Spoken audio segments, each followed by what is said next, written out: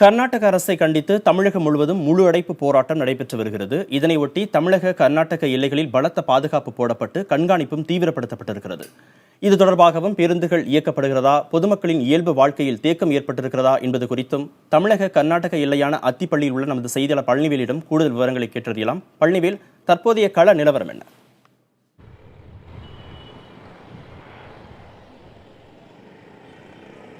கார்த்திகேயன், காவிரியில் கர்நாடக அரசு தண்ணீர் திறந்ததற்கு எதிர்ப்பு தெரிவித்து கன்னட அமைப்புகள் கடந்த 12 நாட்களாக தொடர் போராட்டத்தில் ஈடுபட்டு வராங்க.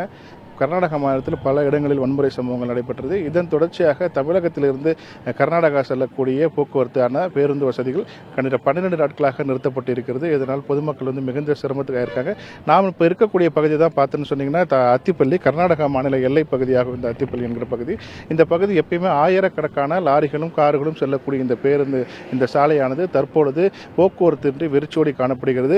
குறிப்பாக தமிழகத்தில் கர்நாடக அரசை கண்டித்து இன்று முழு அடைப்பு போராட்டம் நடைபெற்று வருவதால் கர்நாடக மாநிலத்திலிருந்து தமிழகத்திற்கு எந்த ஒரு பேருந்துகளும் இயக்கப்படாத ஒரு சூழலாக காணப்படுகிறது. அத்திப்பள்ளி வரையிலான பேருந்து போக்குவரத்து கர்நாடக அரசு இயக்கி வருகிறது.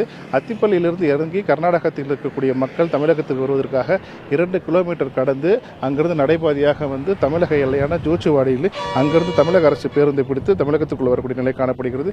இதே போலதான் பார்த்தீங்கன்னா தமிழகத்தில் இருந்து கர்நாடகா செல்லக்கூடிய பயணிகளும் தமிழகத்திலிருந்து தமிழக எல்லையான ஜோஜிவாடி வரை பேருந்தில் அங்கிருந்து 2 கிலோமீட்டர் கடந்து அத்திப்பள்ளியை முடித்து அங்கிருந்து மாற்று பேருந்து மூலம் கர்நாடகா செல்கின்றனர். இந்த நிலைதான் கடந்த 12 நாட்களாக தொடர்ந்து நீடித்து வருகிறது.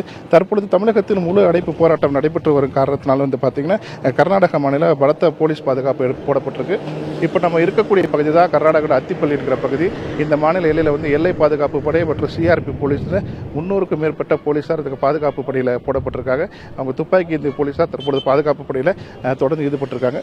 போக்குவரத்து என்பது பெருமளவில் பாதிக்கப்பட்டிருக்கு கார்த்திகேயன். அதுவரை ஒன்று தான் அப்போ நம்ம காத்துட்டு இருக்கோம். பள்ளிகள் திறக்கப்பட்டிருக்கிறதா, வணிக நிறுவனங்கள், கடைகள் திறக்கப்பட்டிருக்கிறதா, பொதுமக்களுடைய இயல்பு வாழ்க்கை எப்படி இருக்கிறது?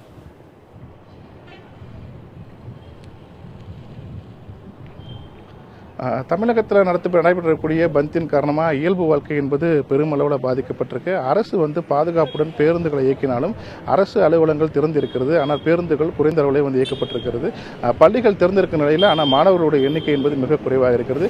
கிட்டத்தட்ட 90% மேல் வணிக நிறுவனம் அனைத்து மூடப்பட்டிருக்குது. பெட்ரோல் பங்குகள் மூடப்பட்டிருக்குது. இதனால் உணவகங்கள் பெரும்பாலும் மூடப்பட்டிருப்பதால் பொதுமக்கள் உணவுக்காகவும் தண்ணீருக்காகவும் ஒரு மிகுந்த சிரமப்படுவதை நம்ம உணர முடிகிறது கார்த்திகேயன். இதே நிலை தான் தற்போது மாநில எல்லையில் காணப்படுகிறது.